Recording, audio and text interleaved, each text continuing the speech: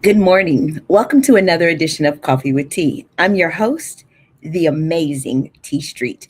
Today's coffee mug says, "My cup runneth over." My cup runneth over. Today's topic is meant for people who feel like they're getting to the end of their rope. For whatever reason, you think that your best days are behind you and that whatever you're going through is not going to get better. I came by to tell somebody today this chapter won't end me and it won't end you. We've got another chapter in us. That's today's topic. This chapter won't end me. I've got another chapter in me. Have you ever been reading a book and you got to a chapter where everything went left? I mean, like left. The main character's struggling, people are acting crazy, nothing is working. And you're sitting there thinking, oh, this is a hot mess. But you don't throw the whole book away. Why? Because you know that there are more pages in the book. And somebody needs to hear that about your life today. Maybe you've been through a chapter called rejection. Some of y'all have been through a chapter called divorce or a chapter called grief, and you're still going through that chapter. A chapter called failure, a chapter called betrayal. Some of y'all have gone through a chapter called I did not see that coming.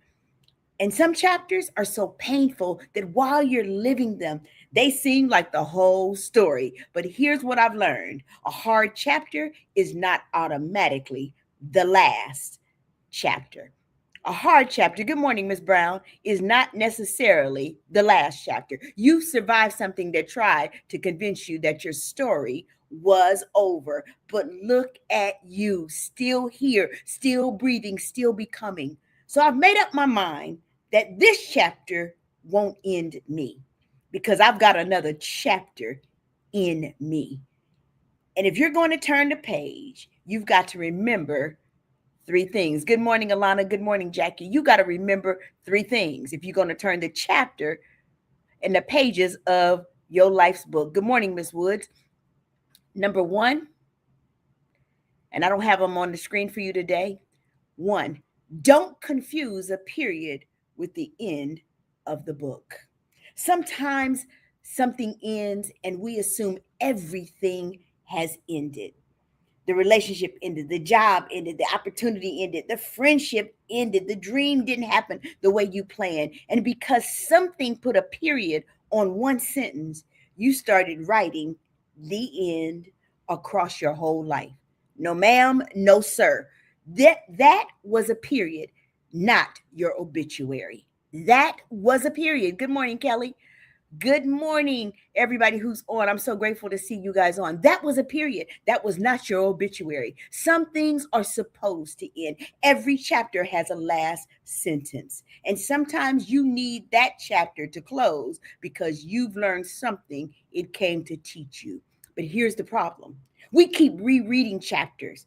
God, life, and common sense have already told us to finish those chapters, but we keep going back over and over and over and over and rereading those chapters. You know that chapter was terrible, but you're still flipping back. Let me see if something has changed. Maybe I should call them. Maybe this time they've changed. Put that book down. You can't fully read the next chapter while your finger is holding your place in the old one. Sometimes closure isn't getting every answer. Sometimes closure is simply deciding, I'm not living there anymore. Something ending doesn't mean you are finished. It simply means the story is moving on. Point number two, let the old chapter develop the character. Let the old chapter develop the character. Here's what makes a good story interesting: character development. The person at the end of a great book isn't exactly the same person who started it. And if they did, their character isn't fully developed. The person at the end of a great book isn't the same person. So if you get to the end of the book and the main character is still shallow, they didn't grow and it wasn't a good book to me. Something forced them to discover what was inside of them. And that's what some of your hardest chapters of life have done for you. You wouldn't have chosen them. You wouldn't have ordered them. I don't know about y'all, but I don't sign up like, Lord, give me the hard pressed trials and tribulation package. No, none of us sign up for that stuff. You wouldn't order them from Amazon. Excuse me, do y'all have betrayal with same day delivery? Absolutely not. But somehow you came out of that chapter with something that you didn't have before. Me, I came out with more discernment, more courage, more boundaries, greater compassion, stronger faith, a clear understanding of who I am. Some of you, you learned I can lose something and not lose myself. You learned I can be disappointed and still dream again. You learned I can get knocked down without making the floor my permanent address. Woo! I don't know about y'all, but that made me want to shout. That's character development. Stop looking at your scars only as evidence of what hurt you. Some scars are evidence of what healed. The chapter may have wounded you, but it also introduced you to a version of yourself that you never met before. Don't just ask, why did I have to go through that? Ask yourself, who did I become because I went through that? And point number 3, pick up the pen and participate in what comes next. At some point, you've got to stop talking about the chapter that happened and start participating in the chapter that's coming.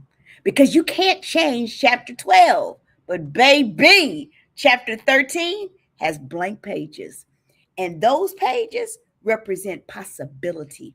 What are you going to do with them? What maybe the last chapter said I failed. The next chapter can say I tried again. Maybe the last chapter said they rejected me. Maybe the next one can say I finally chose myself. The last chapter said I lost everything, but the next one can say I discovered what couldn't be taken from me. The last chapter might have said I didn't know what to do, but the next chapter can say so I learned. That's the power that you have. You may not control everything that happens in your story, but you can decide how you respond to everything that happens in your story. So pick up your pen, make the phone call, fill out the application, finish your business plan, go back to school, forgive yourself, forgive somebody else, set the boundary, try the thing, pray the prayer, take the next step, turn the page. The story, your story, my story, y'all, they're still being written. I don't know what chapter you've come through. Maybe it was beautiful, but maybe it was brutal. Maybe you're still trying to figure out what in the world that chapter was about. But here's what I want you to remember. You are still holding the book, which means the story isn't over. Y'all, I heard someone singing the version of He's Not Done With Me Yet on Friday night, and it did something. That's what inspired this message. He's not done with me yet. I don't care where you are in your journey. There's so much more to the story. So don't let one painful chapter become the title of your entire life. You are bigger than what happened. You are wiser than you were. You are stronger than you knew.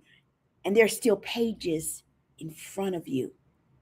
So when your past whispers, this is where your story ends, look that chapter square in the face and say, oh, you thought you were ending? Baby, you were character development. Because the chapter didn't end me. That chapter developed me. That chapter prepared me for now. And now I'm turning the page because I've got another chapter in me. And something tells me the best part of this story has yet to even be written. I don't know who needed that message, but I know. Good morning, Wendy. I know I needed that message today. Good morning, Toya. I needed that message, y'all, like I needed air. When I heard Jackie Dade singing on Friday night, He's Not Done With Me Yet. There's so much more to the story. He's not done with me yet. And then she said, Lord, I'm available. Lord, I'm available. God can't write the story if you don't make yourself available by putting the pen in your hand so that He can help you write the next chapter of your life. I'm the amazing T Street, but y'all already know there's absolutely positively nothing amazing in me that's not in each and every one of you. So I came by here to tell somebody today this chapter won't end me and it won't end you. We've got another chapter in us. Y'all have an amazing, amazing week. Be blessed and get the pen and start writing the next chapter of your life. Have an amazing day, everybody.